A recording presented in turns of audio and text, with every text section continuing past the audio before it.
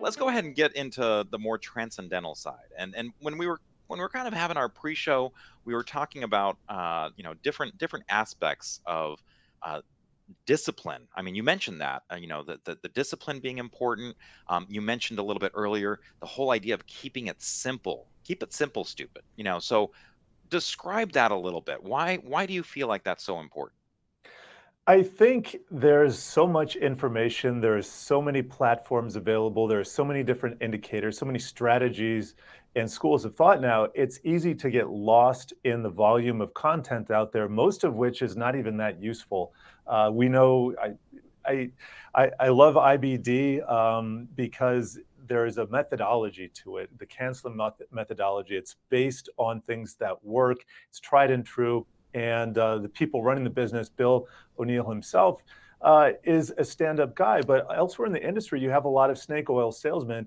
The Mhm. best way to avoid all that nonsense is just to focus on what works. You don't need a bunch of black box stuff to make money consistently in the market. And that's what I think the goal should be, is to make money consistently in the market. As we saw in 2021, those quick shots, fly in the pie, flash in the pan, GameStop, Yeah. those trades have, they come up from time to time, but people who get involved in those trades tend to execute the same strategy until it doesn't work. And then they execute that strategy until their bank accounts, which had swollen with profits possibly at one time, are diminished. So keeping it simple, I look at price action. I love the candlestick charts, tells me most of what I need to know without any indicators. I look at the Hmm. monthly, drill down to the weekly, daily, and then intraday from there. So in terms of indicators, most of them are going to be off the shelf. Um, Moving averages, I look at the big ones because I want to know what other people are looking at. Yeah. 200-day moving average, the 50, the 20, RSI with a 14-period look back. Talked about volume profile a little bit before, anchored VWAP. Another thing which I didn't discuss is relative strength, and that's Hmm. and that's for anybody who's not familiar with it. You can simply divide one security by another, a broader measure, and you come up with its own chart. And you can do technical analysis on that. So within candlesticks, I'll put trend lines on them. I'll use horizontal support and resistance. But really, most of my work is just focusing on the price action and learning to read those charts. Anybody who asks about volume, I look at relative volume in certain ways, but I really don't trust the exchange. I really don't trust the volume that's broadcast by the exchanges. I come from the futures industry where it's just one centralized dissemination, so I tend to trust that a little bit more. Hmm. So why is it that you don't trust the volume? Let's Well, because let's not leave that comment just out there.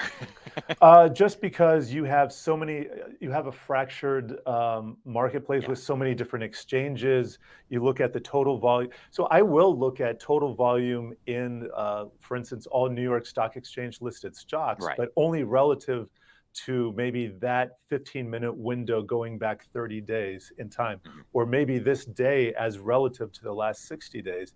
So on a relative basis, the daily fluctuations are meaningful, but absolute wise, not as important to me. Also, one of my pet peeves is people who apply the volume methodology of individual stocks to indices, and they don't trade the same way. You don't necessarily have to see increasing volume with increasing price in the indices the way you might expect in individual stocks.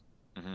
And just not to get on a too much of a tangent here, but where do you feel like the high frequency trading comes into play there? I mean, it's certainly because there is so much of this trading that's happening where they're just trying to get pennies, and algorithms are involved.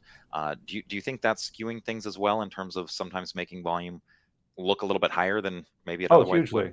You look at the biggest volume days in the indices, they're always on those big down days, and that's because the spreads widen, and that gives the spreads determine the level of high frequency trading commitment to being in the market. And when spreads are wide, guess what? That means liquidity is low. That's not when you necessarily want to be in the market. If you're a day trader and you really can definitely handle that, or you see something and it abides by your risk parameters, go for it. But one of the things that concerns me is the secular trend from the upper right to the lower left in terms of liquidity. And that really got its origins in electronic trading in the late 1990s. And it's only trended down since then. And you combine it with the Federal Reserve, the macro picture right now, Mhm. which is winding down its balance sheet. That means that the big banks aren't holding as many treasuries. Their capital is constrained for a variety of different reasons, not only in the equities markets, but also in the treasury markets where you don't even necessarily have high frequency trading. We're seeing a lack of liquidity. And so I think that's what's caused some of these outsized movements and some of these really quick movements. You know, you look back in 2020, we had a bear market, which if you blinked and if you Yeah. were concentrating on other things, which you probably should have, you missed it. Yeah. And that's because I think is because prices can move faster when there's not as much liquidity, when you don't have those market maker pools willing to step in and support the price. So that only guarantees, I think, more volatility in the future, making the game a little bit more difficult to play, but also for smarter investors presenting more opportunities. Mhm. And so the fragmentation, I mean, you mentioned that before, and you said that you look at kind of the composite volume, because certainly, I mean, if you just looked at the volume that was happening on the New York Stock Exchange floor itself, I mean, that's a far Well, cry from what it used to they're be. I'm not watching the sure World Cup. I mean, no offense, but if right. Yeah, so and so you've got that volume component there. You've got the fragmentation. Do you think that's one of the things that's leading to that lower liquidity, or is it the fragmentation itself? Because again, a lot of times, you I can't do the blocks. It's almost like 100 shares here and there. Yeah, market microstructure is something I'm interested in only because I have never been able to fully wrap my head around it because I've never been able to fully get answer or a roadmap as to actually how everything fits together Mm, in one piece. You know, I could go on, talk about payment for order flow and incentives here and yeah, there, but I think I get back to the 20-year trend. Fewer humans intervening, more machines intervening just means lower liquidity, and there's no reason to expect that to return anytime soon. And it's only going to get worse as quantitative tightening right. tightens financial conditions overall. That's only going to get worse. It'll get better when the Fed finally does pivot, starts cutting rates, or at least eases the brakes off of quantitative tightening. But that's not until 2023. Nothing like that is going to happen in December, probably not at the end of January either. hmm Now, when we were kind of having our pre-show, one of the terms or one of us threw out was self-reliance. In kind of capturing a lot of the things you were talking about in terms of what you like to focus on. And you brought up Mhm. Ralph Waldo Emerson, because of course he had the essay self-reliance. What does that mean to you, and why is it important for investors? I think you know I watched retail traders with interest, with great interest, and that whole story evolve over the pandemic. And it's always interesting to see new traders approach the market and to see how they react to different circumstances, both to wins and to losses.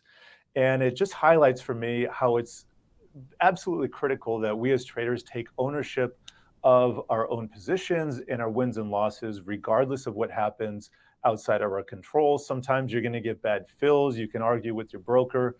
You can make mistakes yourself, but you don't want to be looking back on a trade other than you have your periodic reviews. You might be looking at things at the end of the day, at the end of the week. You want to learn your lessons, but we can't we can't wistfully wish that the markets would be a different way, or say that Goldman Sachs, I would have been a billionaire, but the market's rigged and I just couldn't make it. There the Fed and the fiscal stimulus, the monetary and fiscal stimulus, were incredible tailwinds, which I think will be studied for the rest of the decade. I don't want to say it's a once in a lifetime occurrence because it kind of happened in 2000. It'll probably happen again, just because the time compression, everything's getting faster and faster, which itself is a symptom of low liquidity.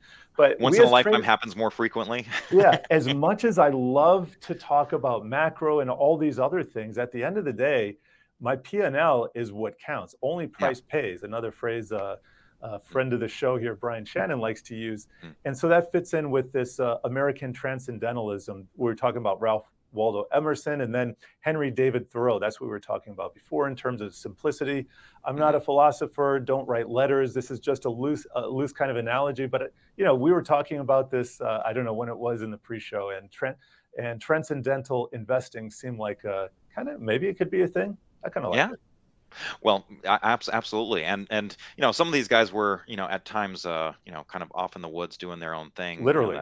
Yeah, yeah, really. So and it makes me think of have you ever read the book by Nicholas Darvis, How I Made 2 Million in the Stock Market? It's one of the classics, but one of the things is he was like traveling as a dancer all over the place, and so he was getting the tape reads like so far removed, and he was putting his trades in. He also referred to like someone that was basically trading in the woods and would hear the news like days afterwards, but a lot of times it was just what was happening on the tape, what was going on the chart, and that told him everything he needed to know basically. And so since you're on the news side, with your show, with what you're doing with Yahoo Finance, what is it that you try and focus on to kind of cut through the noise yourself, and give the most relevant information there? I try to cut through as much noise as possible for the viewers of Yahoo Finance, but I mean, sometimes you got to report on stuff that might be news, but not necessarily relevant to trading. I do try to make that distinction, but I like to say you really have to turn the news off sometimes. And if Hmm. you're interested in analyzing a stock, unless you have a very trusted opinion source and you're aligned with them in terms of your risk management, you got that down, or the differences between and your positioning. There's not a lot of reason to just be fixated on the news cycle when there's so much opportunity to dig into the charts and to really understand what's going on outside of the news. So it impresses me that Nicholas was able to do that. And I haven't read the book, by the way, was able Hmm. to do that as removed as he was. I imagine that's the way a lot of people were back in the day. Yeah, right. Personally, I'm so affixed to the news cycle. I wouldn't want to put on a trade without the latest update in price from my broker, looking at my charts a million times. That's just me. Maybe it's a crutch, and I should take a look at that. But I do have a lot of respect for traders, and I've read about some others who have managed to live what a quote unquote normal life and just trade for a living a few hours a day or a few hours a week. Right. In the meantime, it's really easy to overtrade. So I think you'd have to be exceptionally disciplined to do that. So let's say you go on vacation with your family and you got a plan to not look at the market. Well, what happens if there's a huge event and you're suddenly stuck on Hmm. that CPI release at 8:30 a.m. And now you're trading over your vacation. You lose some money, but now you got to get back in. You got to make that up. The point is, you got to have a lot of discipline to do this, to expect to be able to do this for a living, and Hmm. you got to put in the hours. Right, absolutely. So maybe let's finish this segment with, certainly one of the things that you have to kind of look at, when you're doing this for a living, or even if you're, just trying to make money at it, is it's kind of your daily habits to a certain degree. I mean, you have to have good habits. You have to. I mean, it's normal for you to flub up every now and then, right? Everyone Yeah. does it, but how do you fix those mistakes when you make them? So, are there any particular daily habits that you think are most critical for investors? Really about the routine itself. I Hmm. highly recommend Atomic Habits. I haven't even finished the book yet, but I've been trying to keep good daily habits for a while that match whatever I'm trying to do. And since I'm not really an active trader right now, they're going to be a little bit different. But waking up at the same time, having a routine where you dissociate yourself from the markets a little bit, kind of catch your breath in the morning, then you enter into that. You start looking at charts, getting a feel for the market. If you're trading equities, the opening bell at 9:30 a.m. Eastern going to be one of your key pivot times. You're trading forex, maybe you're waking up at 2 a.m. and trading the euro or the British pound. Whatever it is, consistency is really key. And then also the analysis. So writing down, keeping a log, a journal Hmm. of what you're thinking about, what I'm thinking about as I'm looking at different charts, different tickers, entering trades, why I like it, having a plan for exit before that buy lever or buy button is pushed. I think that's critical too.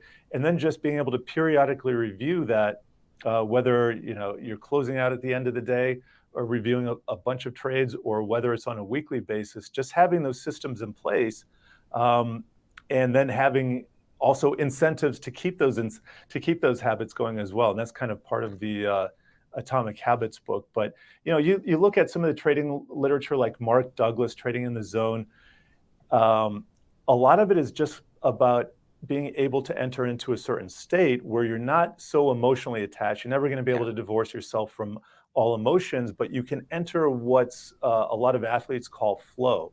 And I Mhm. think that's what we're trying to get to. So whether you're trading in the zone, trading in the flow, like Michael Jordan was able to play basketball in the flow, or whether you're simply keeping these daily habits to be able to center yourself and keep in this flow. I think it's all part of the same game here, and I think we're all kind of talking about the same thing.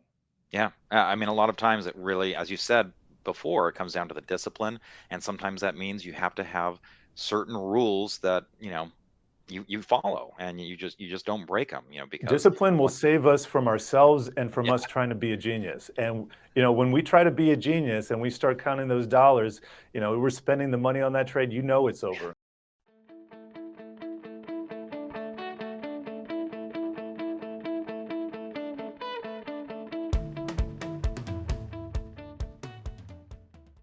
Hey everyone, thanks so much for watching Investors Business Daily on YouTube. If you want to watch more videos, make sure you hit that subscribe button so you don't miss a thing.